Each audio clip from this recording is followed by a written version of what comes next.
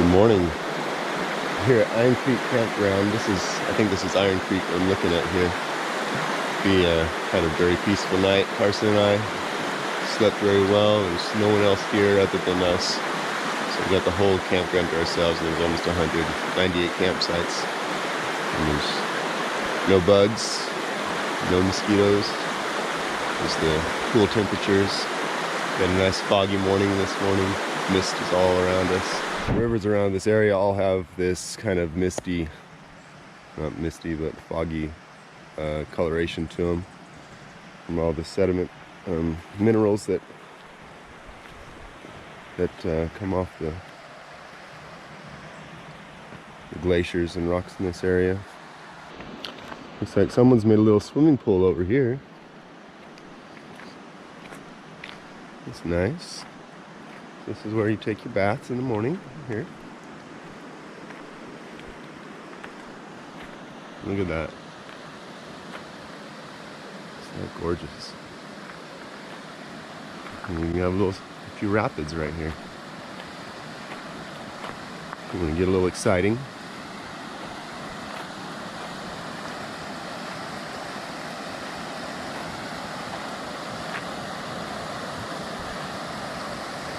That's what we were hearing right there all night. That was our lullaby.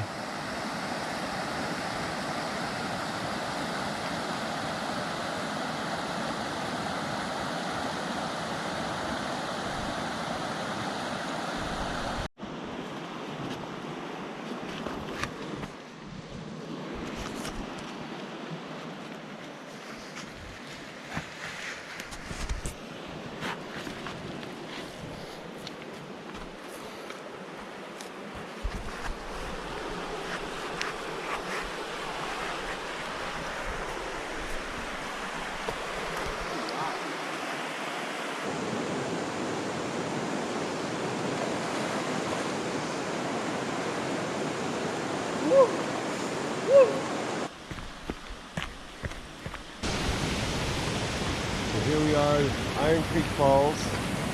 It's a short little hike off of the Highway 25.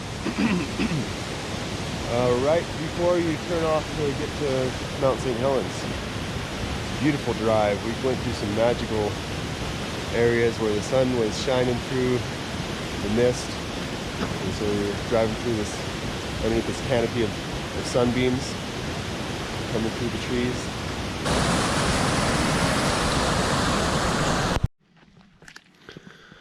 So we're exploring Mount St. Helens. We stopped at Bear Meadows where the famous pictures of the eruption were taken. And this is a place called Miner's Car. There was a family that got caught in the eruption and they were in their mining cabin and got killed. And this is their car, apparently. The scientists have studied this car to see what melted, how it melted, to try to determine how hot the temperatures were. Meta Lake. Water is high here today.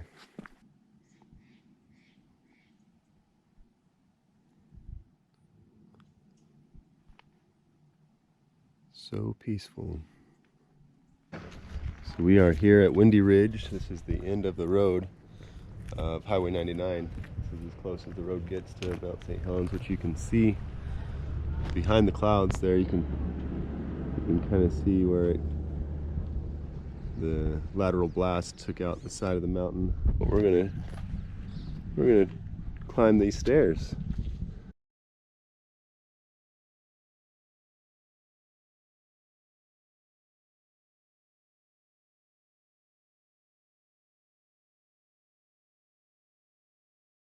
Learning a lot about this area. It's really interesting.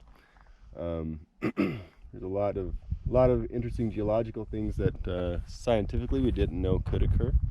You can see there's like not a lot of trees and it's mostly rock, and that's actually because the landslide went all the way up there. It's 1,200 feet up the ridge, and then just like pulled everything down except rock, and so it was just rock after that. Yeah, very cool. So this whole side of the mountain, you can't see the top of the mountain up here right now, but this whole side started to slide down, which released all that gas that was built up and created this lateral blast.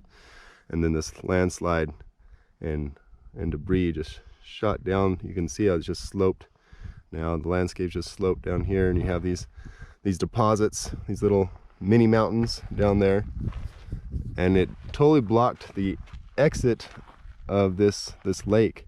This lake, Spirit Lake, back in everything previous to 1979, was a real paradise where people would come. They had 13 different camps and lodges, Boy Scout camps, Girl Scout camps, YMCA camps, and lodges all around this lake. They're now underwater because the lake is now 200 feet higher than it used to be, but the depth of the lake is only 115 feet. So that tells you that all those camps that were right down on the shore of the lake are now not only underwater, they're under land. So they're buried, and then the water's on top of them. So Also, there's a bunch of like logs from a tidal wave that came up and just like took all the dead logs and brought them down into the lake. yeah, so when that land mass hit the water, it pushed all this water up over the ridge over there, 825 feet up the ridge.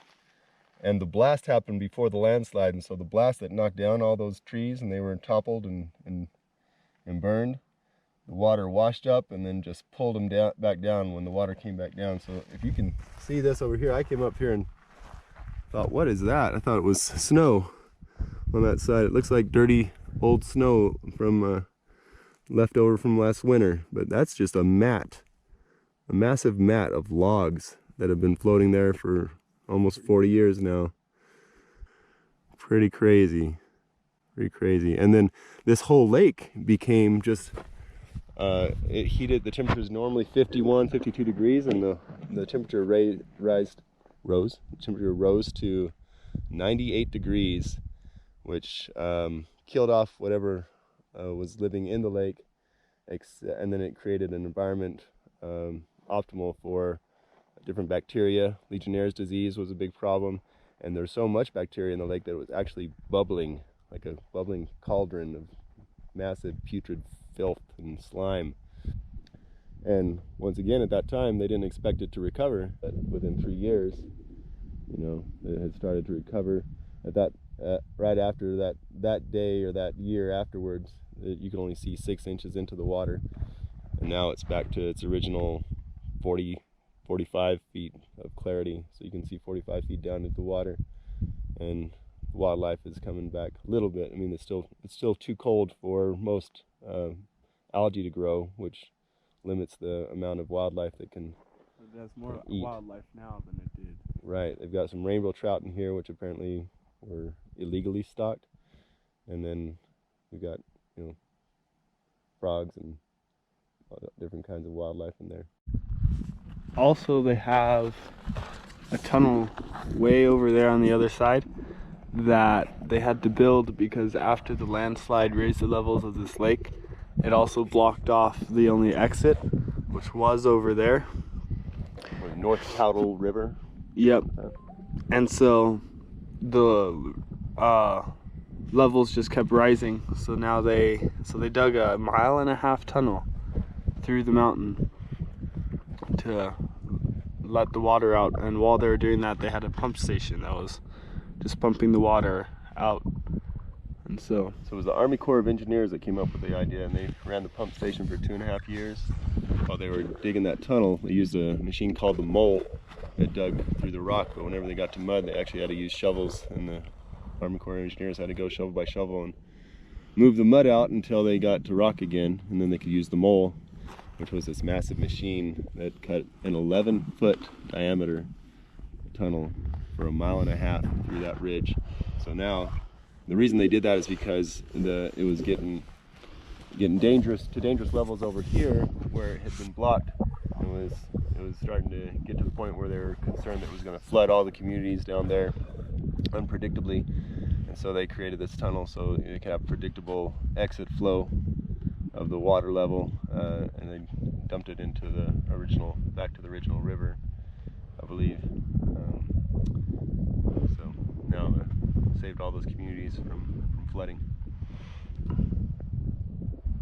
Yep. Very peaceful here, so quiet. Everywhere we go, we're amazed at the lack of sound. There's just no. There's a rainbow over the lake. Oh wow, yeah, rainbow on the lake.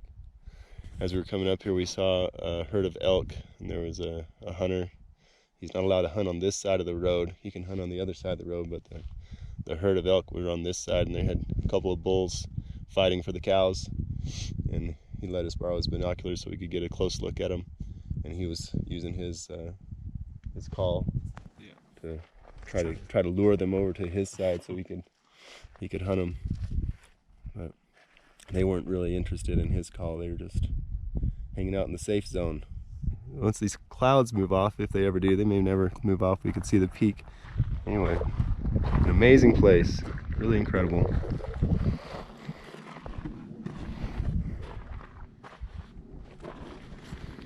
It's really incredible. These are some of the logs. You can see there's a vast log mat over there. But then on this side too, we got this giant log mat. And these are enormous trees. These are not small trees. I mean, look at these around us. It's really interesting. All been here 39 plus years. Amazing that there are a whole world of camps and communities buried under this lake and the landslide. 200 feet below us. You can see where the tidal wave hit up here and then just pulled everything down. You can see that all around us. Back here on this side, went up that ridge too and pulled down all these trees that came down from that area. So cool.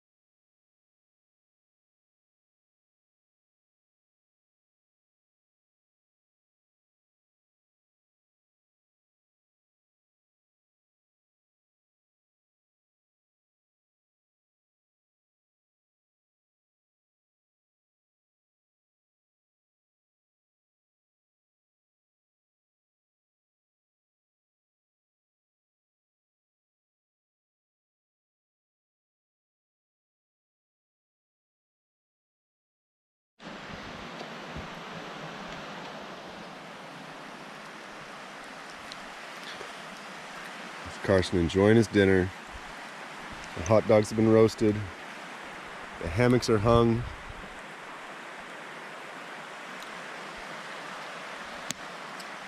We'll be nestled in with visions of sugar plums in our head, waiting for Santa Claus. Not a bad view, huh?